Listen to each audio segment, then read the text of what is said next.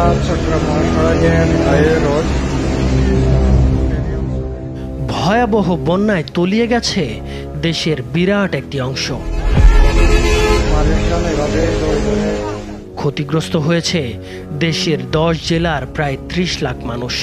বন্ধ হয়ে গেছে চট্টগ্রামের সাথে পুরো দেশের রেল যোগাযোগ। মহাসড়কে উঠে গেছে বন্যার পানি, সৃষ্টি হয়েছে তীব্র যানজট।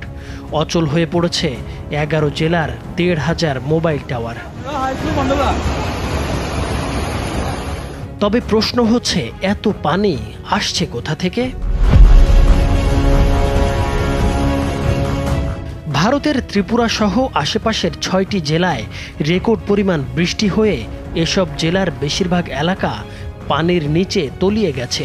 অন্যদিকে প্রবল বৃষ্টিপাত হয়েছে বাংলাদেশের দক্ষিণ পূর্বাঞ্চলের পার্বত্য অববাহিকাতেও। পরিস্থিতি মোকাবেলায় মধ্য ত্রিপুরার বিশাল জলাধার ডুম্বুর জলবিদ্যুৎ কেন্দ্রের স্ল্যাব খুলে দিয়েছে ভারত। এতে দেশের 10 জেলার 357টি ইউনিয়ন ক্ষতিগ্রস্ত হয়েছে। এখন পর্যন্ত 2 জনের মৃত্যুর খবরও পাওয়া গেছে। ফেনী ও কুমিল্লায় বন্যা পরিস্থিতির অবনতি হওয়ায় চট্টগ্রাম থেকে ট্রেন চলাচল বন্ধ রাখার সিদ্ধান্ত নিয়েছে রেলওয়ে কর্তৃপক্ষ।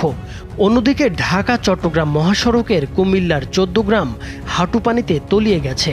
এতে ব্যাহত হচ্ছে সড়কে যান চলাচল। দেশের 11টি জেলায় মোট 1510টি মোবাইল টাওয়ার অচল হয়ে পড়েছে। ফলে এসব এলাকায় মোবাইল ও ইন্টারনেট যোগাযোগ প্রায় বন্ধ হয়ে পড়েছে। একদিকে নেই মোবাইল নেটওয়ার্ক, অন্যদিকে পানির প্রবল স্রোতের কারণে ব্যাহত হচ্ছে উদ্ধার কার্যক্রম। নেই বিদ্যুৎ সংযোগও। প্রয়োজনের তুলনায় অপ্রতুল সাহায্য কঠিন করে তুলেছে সেখানকার মানুষের পরিস্থিতি। এদিকে ভারতের বাঁধ খুলে দেওয়ার প্রতিবাদে ঢাকা বিশ্ববিদ্যালয় সহ আরও 2টি বিশ্ববিদ্যালয়ে বিক্ষোভ সমাবেশ করেছে কয়েক হাজার শিক্ষার্থী। সমাবেশে শিক্ষার্থীরা বলেন, উদ্দেশ্য প্রণোদিতভাবে বাঁধ খুলে দেওয়ায় বাংলাদেশে আকস্মিক বন্যা সৃষ্টি হয়েছে। তারা বলেন, ভারতের সাথে 54টি অভিন্ন নদীর মধ্যে 19টিতেই অবৈধভাবে বাঁধ তৈরি করেছে ভারত। গ্রীষ্মকালে কৃষক চাষের জন্য পানি পায় না, কিন্তু বর্ষায় পানি ছেড়ে দিয়ে বাংলাদেশে বন্যার সৃষ্টি করে ভারত। চারিদিকে এমনিতেই পানি, তখন তারা বাঁধ খুলে দেয়, আমাদেরকে পানিতে ডুবে মরতে হয়। এই হাসিনার ফ্যাসিস্ট সরকার ছিল ভারতের গোলাম সরকার।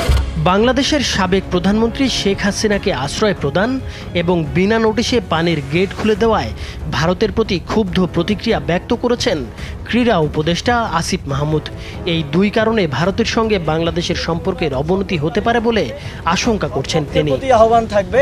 তথ্য উপদেষ্টা নাহিদ ইসলাম বলেন, উজানের পানি বাংলাদেশে ধেয়ে এসে বন্যা পরিস্থিতির সৃষ্টি করেছে। কোনো ধরনের আগাম সতর্কতা ও প্রস্তুতি নেওয়ার সুযোগ না দিয়েই বাঁধ খুলে দেওয়া হয়েছে। এর মাধ্যমে ভারত অমানবিক